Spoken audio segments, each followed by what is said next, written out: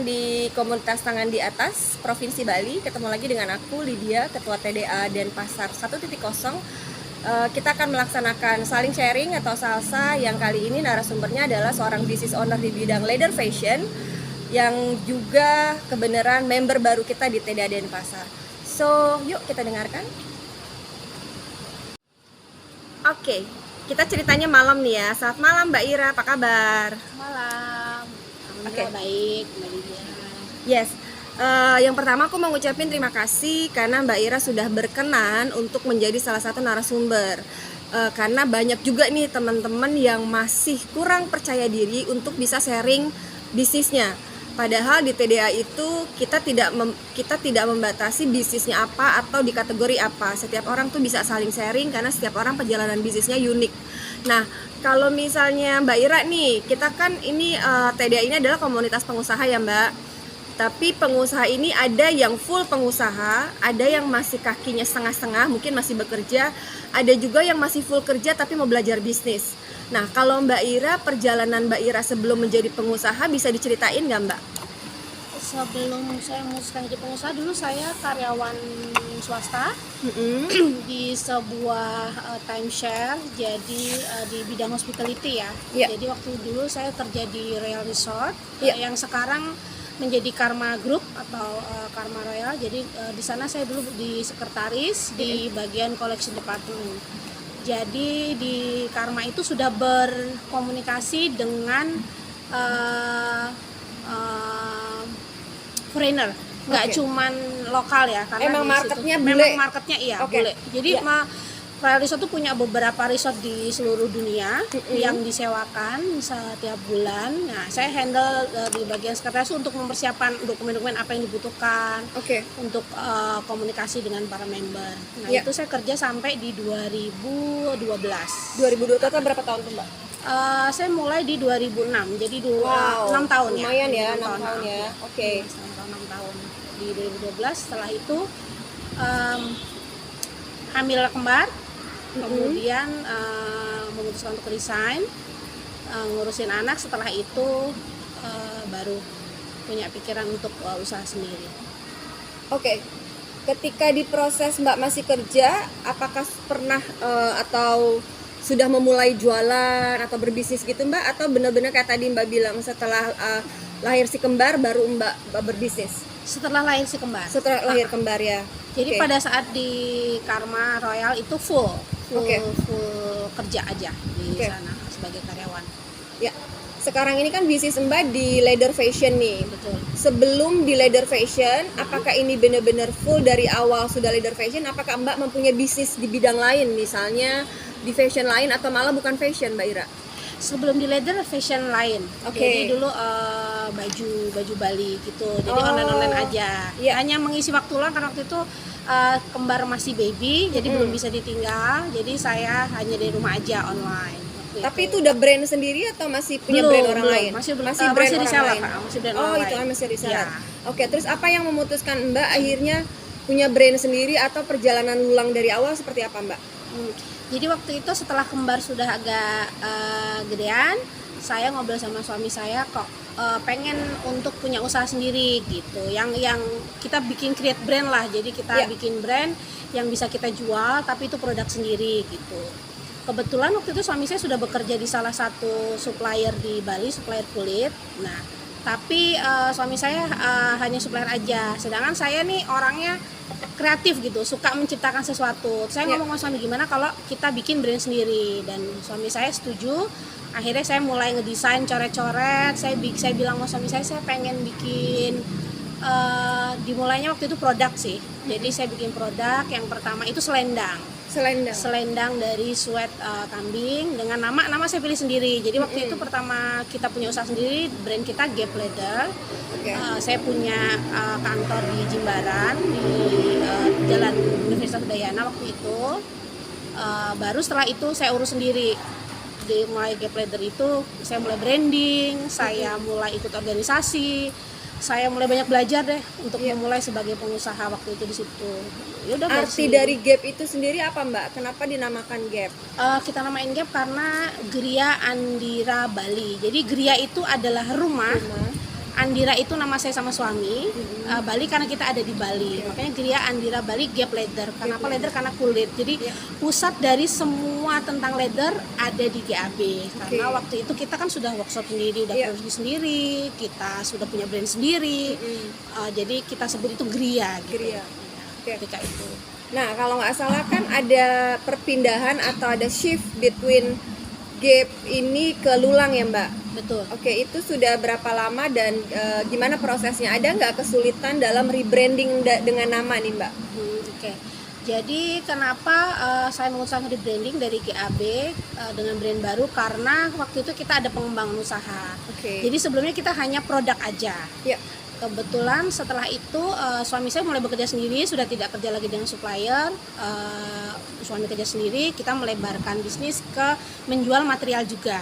Jadi nggak hanya produk, tapi material juga. Kemudian dari limbah sisa produksi juga kita olah menjadi barang yang bisa dijual. Jadi untuk yang kecil-kecil itu kita pakai dari sisa produksi. Jadi kita nggak ngebuang itu.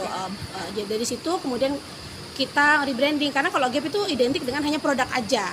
Sedangkan bisnis kita sudah mulai berkembang, kita juga mau ada penjualan di material dan juga di limbah produksi itu yang kita produksi jadi aksesoris gitu. Dan dengan berkembangnya bisnis juga otomatis kita kan menambah SDM.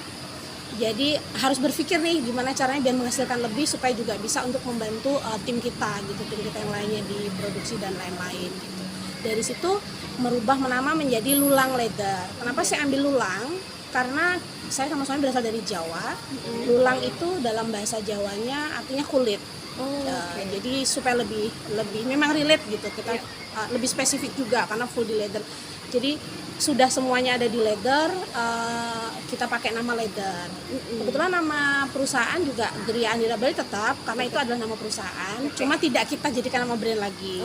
Jadi nama PT-nya tetap, nama usahanya, MKM-nya udahnya tetap Gria Andira Bali, tapi produknya kita namakan Lulang Leather. Jadi brand sama PT itu different thing. Betul. Di awal-awal untuk rebranding ya perlu waktu aja, tapi karena kita sudah punya brand dari awal, kalau saya pribadi tidak terlalu sulit gitu, karena di awal-awal proses branding masih kita sebutkan gitu, kita dengan Gap Leather berubah ke Lulang dan kita ceritakan gitu prosesnya kenapa kita berubah gitu.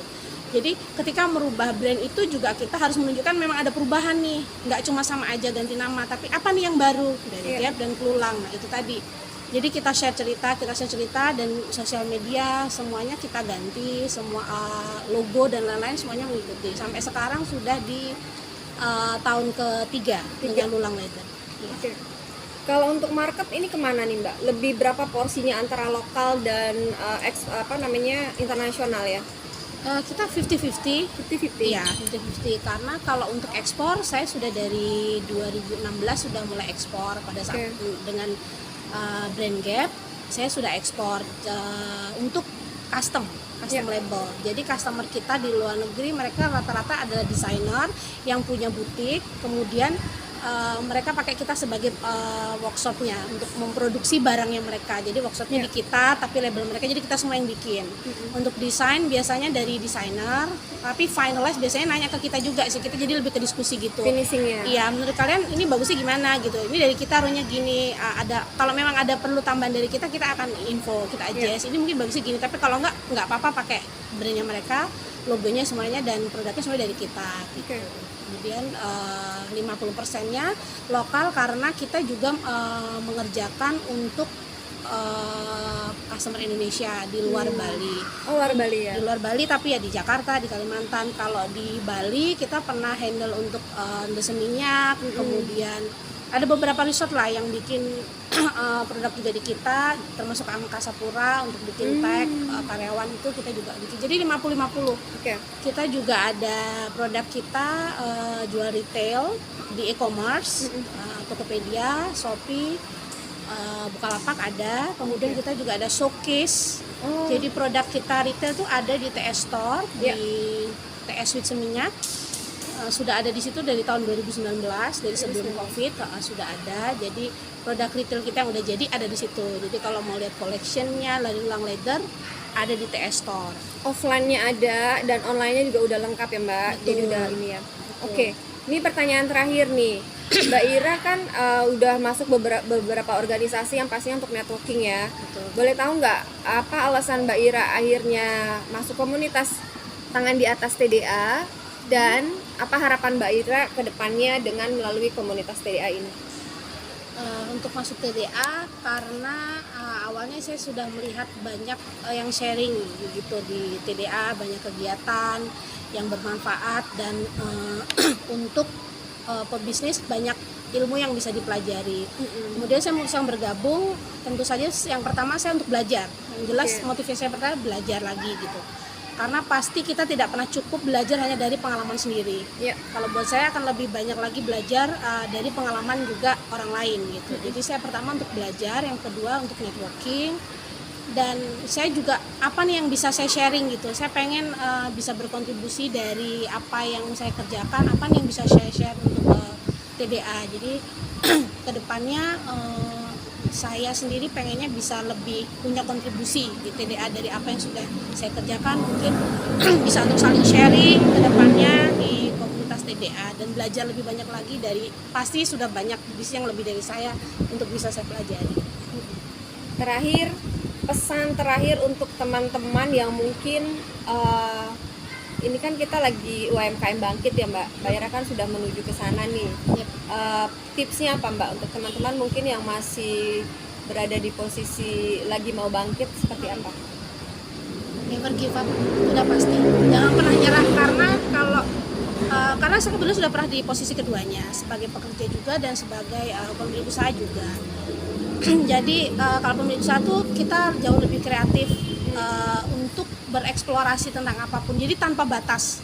Yang penting satu, jangan nyerah, karena itu pasti akan ada up and down. Usaha itu pasti akan ada naik turunnya, pasti akan ada kendala-kendala yang harus dihadapi, tapi belajarnya pun banyak. Jadi jiwa survive-nya harus ada gitu. Jangan pernah menyerah ya. Thank you Mbak Ira untuk waktunya. Sampai ketemu. Terima kasih banyak. Teman-teman, terima kasih. Itu adalah saling sharing dari Mbak Ira. Sekarang kita akan tanya jawab di grup, dan teman-teman yang sudah menjadi member TDA, apapun bisnisnya, apapun kategorinya, beranikan diri untuk bisa saling sharing dan bisa menghubungi aku atau menghubungi pengurus lain. Nanti akan kita atur untuk jadwal interviewnya. Terima kasih.